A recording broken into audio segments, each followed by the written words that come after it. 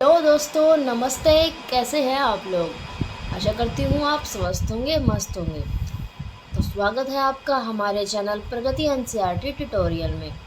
आज हम विज्ञान के 5वें अध्याय के बारे में पढ़ेंगे, जो कि है पदार्थों का पृथक्करण, यानी कि पदार्थों को अलग अलग करना। हमारे दैनिक जीवन में हम बहुत से उदाहरण देखते हैं जिनमें हम पदार्थों के किसी मिश्रण से पदार्थों को अलग करते हैं। जैसे चाय बनाते समय हम पत्तियों का द्रव जो होता है उसे छानने से छानकर अलग कर लेते हैं, है ना। जब भी हम चाय बनाते हैं तो पहले जो उसमें मिश्रण जो डाला जाता है तो उसमें पत्ती को अलग कर लिया जाता है और चाय को अलग कर लिया जाता है। जैसे कि यहाँ पे दिखाया गया है, चाय की पत्तियों का छलनी द्वारा अलग करना। फसल कटाई के पश्चात अनाज को भूसे से अलग करते हैं। मक्खन को अलग करने के लिए दूध या दही का जो है मंथन तैयार किया जाता है। जैसा कि हमने अध्याय 3 में सीखा था कि रेशों से बीजों को जो पृथक किया जाता है, जैसे कि कपास होता है, कपास से अलग जो किया जाता है रुई को, है ना। जैसे गेहूँ हो गया, गेहूँ को अलग किया जाता है। चावल जैसे हो गए, इन सबको जैसे बीजों से जो है अलग किया जाता है। हम कपास को जो है ओटते हैं। कदाचित आपने नमकीन दलिया अथवा पोहा खाया होगा। यदि आपने यह पाया है कि इसमें मिर्च है तो खाने से पहले उन्हें सावधानी पूर्वक जो है बाहर निकाल दिया होगा। कल्पना कीजिए कि एक कटोरी में आम और अमरूद भरे हैं और आपसे इन्हें पृथक करने के लिए जो है कहा जाता है, तो आप क्या करेंगे? इनके लिए आप एक जो है प्रकार के फलों को उठाकर अलग रख देंगे और एक जो दूसरा बच गया उसको अलग रख देंगे। क्या यह सही है? ऐसा करना सरल प्रतीत होता है, परंतु यह पृथक किए जाने वाले पदार्थ जैसे आम या अमरूद की तुलना में बहुत छोटे हो, तो उन्हें पृथक करने के लिए क्या करना होगा? कल्पना कीजिए आपको जैसे रेत में से नमक जो मिश्रण उनका है, उनको जो है भरा गिलास में भर दिया जाता है उनको, और उनको जैसे मिश्रण से रेत के कणों को जो है हाथ से बीन कर पृथक करने का जो सोचे तो क्या हम उसको अलग कर पाएंगे? अब सोच के देखिए, जैसे रेत हो गई और नमक हो गया, हम उसको मिला लेते हैं और फिर हम सोचते हैं कि इनको अलग अलग करेंगे, तो क्या वो अलग हो पाएगा? बिल्कुल नहीं, क्योंकि वो एक जैसा हो गया, उसको अलग करना असंभव होगा। पृथक्करण के कुछ प्रक्रम दिए हैं। पृथक करने का उद्देश्य तथा अवयवों को पृथक करने के ढंगों से कॉलम 2 या 3 में दिया गया है। यथापि कॉलम 2-3 में दी गई सूचना अव्यवस्थित हो गई है। क्या आप प्रत्येक प्रक्रम का उसके उद्देश्य तथा पृथक्करण अवयवों के उपयोग के ढंग से मिलान कर सकते हैं? हम देखते हैं कि किसी पदार्थ का उपयोग करने से पहले हमें जो है उसमें मिश्रित हानिकारक तथा अनुपयोगी पदार्थों को पृथक करने की आवश्यकता होती है। कभी कभी हम उपयोगी पदार्थों को भी अलग करते हैं, जिनकी जो है हमें अलग से उपयोग करने की आवश्यकता होती है। पृथक किए जाने वाले पदार्थों के कणों को अमाप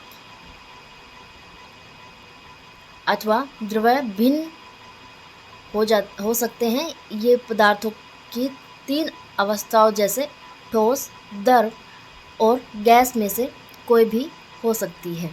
समझ रहे हो ना? ये कौन कौन से पदार्थों से हो सकती है? ठोस, द्रव और जो है गैस। इसलिए हम किन्हीं पदार्थों के ऐसे मिश्रण को पृथक्करण अलग कैसे कर सकते हैं जिनके गुणधर्मों में अत्यधिक भिन्नता है? अलग करने की जो है विधियाँ। अब हम पदार्थों को अलग करने की कुछ साधारण विधियों का उल्लेखन करेंगे। इनमें से कुछ विधियों का उपयोग आपने अपने दैनिक क्रियाकलापों में किया होगा, दैनिक जीवन में किया होगा। हस्तचयन। दुकानदार से खरीदे गए अनाज का एक पैकेट कक्षा में लाइए। अब अनाज को कागज़ की शीट पर फैलाइए। क्या आप कागज़ पर एक ही प्रकार का कण पाते हैं? क्या इसमें पत्थर के टुकड़े, भूसी, टूटे हुए अन्न कण तथा अन्य खाद्य कण हैं? अब आपने हाथ में पत्थर के टुकड़े, भूसे तथा अन्य कण के कणों को अलग कीजिए। हस्तचयन ये जो है हाथों से की गई प्रक्रिया है। इस विधि में गेहूं, चावल तथा दालों से भी कुछ बड़ी मिट्टी के कणों को और पत्थरों को जो है भूसे को अलग किया जाता है। ऐसी अशुद्धियों की मात्रा प्राय बहुत अधिक होती है। ऐसी स्थिति में हस्तचयन द्वारा पदार्थों को जो है अलग करना एक सुविधाजनक विधि लगती है। थ्रेसिंग, आपने देखा होगा ना कि जैसे खेत में हम गेहूं को, चावल को जैसे भूसे से अलग करते हैं, वो किसके द्वारा किया जाता है? थ्रेसिंग के द्वारा किया जाता है। पौधों से अनाज को अलग करने के लिए से पहले धूप में सुखाया जाता है। प्रत्येक सूखे पौधे की डंडी पर अन्नकण लगे होते हैं। जो अन्न होता है ना वो लगा होता है। खेतों में रखे सैकड़ों गट्ठों पर लगे अन्न कणों की संख्या की कल्पना कीजिए। किसान अन्न कणों को सूखे पौधों के इतने गट्ठों को से अनाज को पृथक कैसे करते हैं? थ्रेसिंग के द्वारा। आमों तथा अमरूद के वृक्षों को तोड़ा जा सकता है, परंतु अन्न कण आम और अमरूद की तुलना में बहुत छोटे होते हैं, इसलिए इनको इनकी डंडियों से तोड़ना असंभव होता है। अन्न कणों को उनकी डंडियों से जो है पृथक कैसे किया जाता है? सूखे पौधों की डंडियों से अणकणों अथवा अनाज को अलग करने के प्रक्रम को थ्रेसिंग कहते हैं। अभी मैंने बताया ना, इनको अलग करने के लिए थ्रेसिंग का उपयोग किया जाता है। इस प्रक्रम में डंडियों को पीटकर अन्न को पृथक किया जाता है। कभी कभी थ्रेसिंग का कार्य बैलों की सहायता से भी किया जाता है। अत्यधिक मात्रा में अणकणों को डंडियों से पृथक करने के लिए थ्रेसिंग मशीनों का भी उपयोग जो है किया जाता है। आपने खेतों में देखा होगा ना, बड़ा सा ड्रम रख लेते हैं और उससे जो है गेहूं जैसे हो गया, चावल हो गया, धान की गट्ठों को जैसे कि ऐसे जोर जोर से मारा जाता है, जिससे कि डंडियों से जो है अन्न अलग हो जाए। प्लेट अथवा समाचार पत्र के ऊपर रखिए मिश्रण को ध्यान से देखिए। क्या आप दोनों अवयवों को आसानी से अलग कर सकते हैं? क्या आप दोनों अवयवों को के जो है कणों को अमाप समान है? क्या हस्तचयन द्वारा इनको जो है अलग करना संभव है? अब आप इस मिश्रण को खुले मैदान में ले जाइए तथा किसी ऊंची समतल स्थान पर खड़े हो जाइए। मिश्रण को प्लेट से अथवा समाचार पत्र पर रखिए। जिस प्लेट अथवा समाचार पत्र पर मिश्रण रखा है उसे पकड़कर हवा में जो है कंधे की ऊंचाई तक लेकर थोड़ा सा टेढ़ा कीजिए तथा मिश्रण को धीरे धीरे नीचे गिराइए। क्या होता है? क्या दोनों अवयव जो रेत एवं बुरादा होता है, जो सूखी पत्तियों का पाउडर होता है, वो एक ही स्थान पर गिरते हैं? क्या कोई ऐसा है जो वायु द्वारा दूर उड़कर गिरता है? क्या वायु मिश्रण के दोनों अवयवों को अलग करने में सफल हुई? बिल्कुल। जैसे कि हो गया धान की गट्ठों को जैसे कि ऐसे जोर जोर से मारा जाता है, जिससे कि डंडियों से जो है अन्न अलग हो जाए। प्लेट अथवा समाचार पत्र के ऊपर रखिए मिश्रण को ध्यान से देखिए। क्या आप दोनों अवयवों को आसानी से अलग कर सकते हैं? क्या आप दोनों अवयवों के जो है कणों को अमाप समान है? क्या हस्तचयन द्वारा इनको जो है अलग करना संभव है? अब आप इस मिश्रण को खुले मैदान में ले जाइए तथा किसी ऊंची समतल स्थान पर खड़े हो जाइए। मिश्रण को प्लेट से अथवा समाचार पत्र पर रखिए। जिस प्लेट अथवा समाचार पत्र पर मिश्रण रखा है उसे पकड़कर हवा में जो है कंधे की ऊंचाई तक लेकर थोड़ा सा टेढ़ा कीजिए तथा मिश्रण को धीरे धीरे नीचे गिराइए। क्या होता है? क्या दोनों अवयव जो रेत एवं बुरादा होता है, जो सूखी पत्तियों का पाउडर होता है, वो एक ही स्थान पर गिरते हैं? क्या कोई ऐसा है जो वायु द्वारा दूर उड़कर गिरता है? क्या वायु मिश्रण के दोनों अवयवों को अलग करने में सफल हुई? बिल्कुल। जैसे कि हम जो है पंखा लगा के भी कई बार जो है गेहूं को ऐसे अपने कंधे से ऊपर करके जैसे कि करते हैं, तो जो है सूखा जो पाउडर होता है डंडियों का वो अलग हो जाता है और वो जो है गेहूं अलग हो जाते हैं। किसी मिश्रण के अवयवों को इस प्रकार पृथक करने की विधि को निष्पावन कहते हैं। निष्पावन का उपयोग पवनों अथवा वायु के झोंकों द्वारा मिश्रण से भारी तथा हल्के अवयवों को पृथक करने के लिए किया जाता है। साधारणतः किसान इस विधि का उपयोग हल्के भूसे को भारी अन्न कणों से जो है पृथक करने के लिए करते हैं। ये जैसे दिखाया गया है ना, एक बार इस पर नज़र कर लीजिए। ये जैसे सूप हो गया, भूसा हो गया, ये अनाज जो है ये नीचे आ गया, ये हवा की दशा में जैसे करते हैं, इसको क्या बोलते हैं? निष्पावन।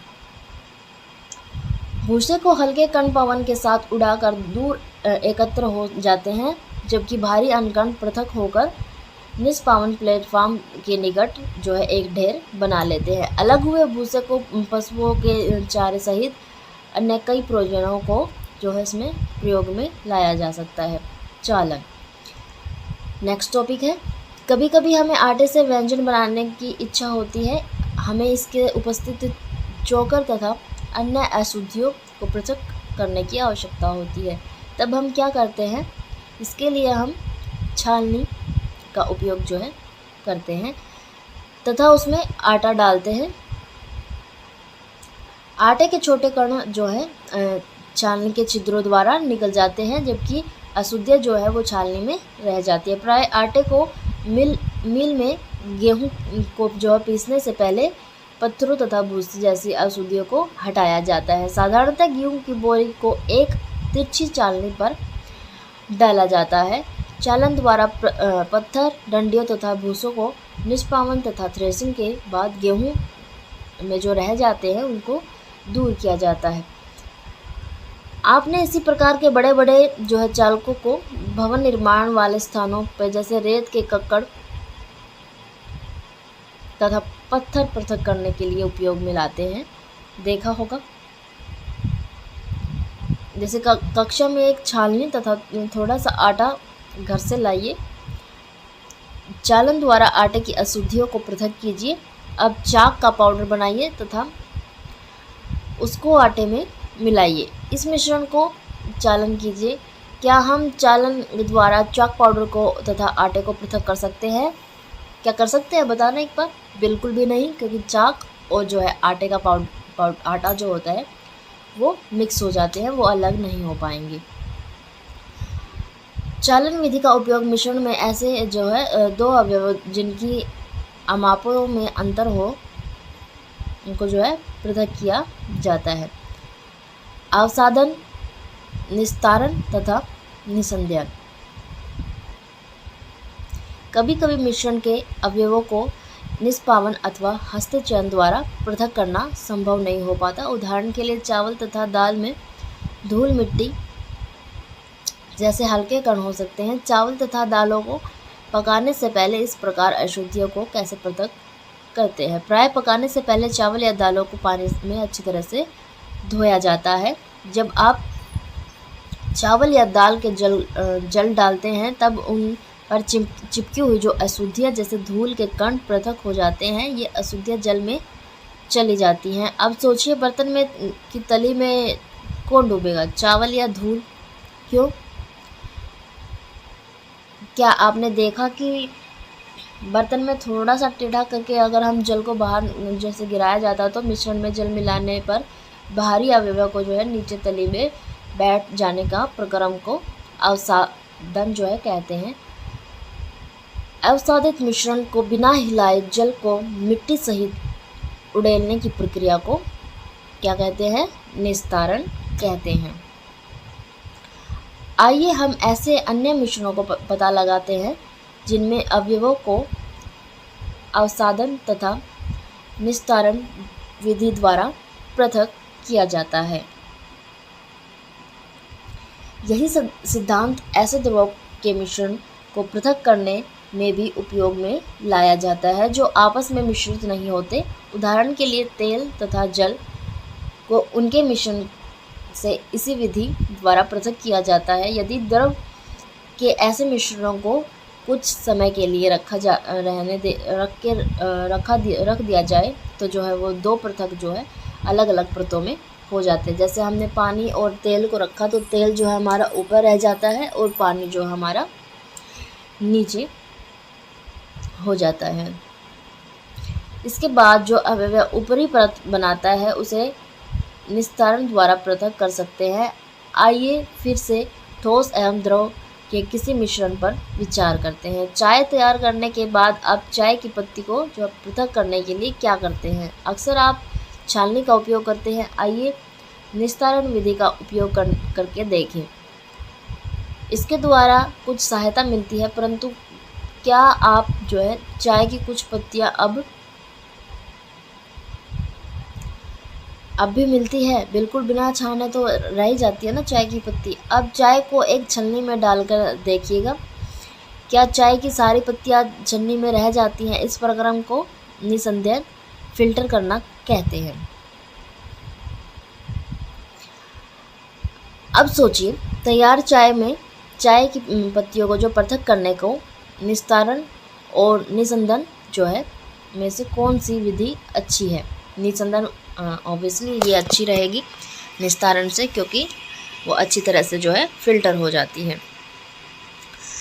आइए अब हम अपने उपयोग में आने वाले जल के उदाहरण पर विचार करते हैं। क्या हम सभी को हर समय पीने के लिए सुरक्षित जल मिलता है? कभी कभी नलों से जो है गंदला पानी जो है प्राप्त होता है। तालाबों तथा नदियों से एकत्रित किया जाता है जल जो है वो क्या हो जाता है, पंकिल हो सकता है, विशेषकर बरसात के बाद।